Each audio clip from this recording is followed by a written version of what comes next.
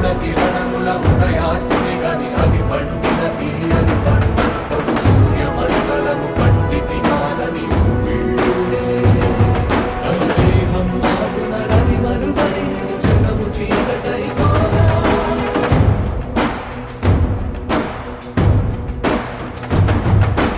అది అమరేంద్రుడు గమనించి తన ఐరావతమధిరోహించి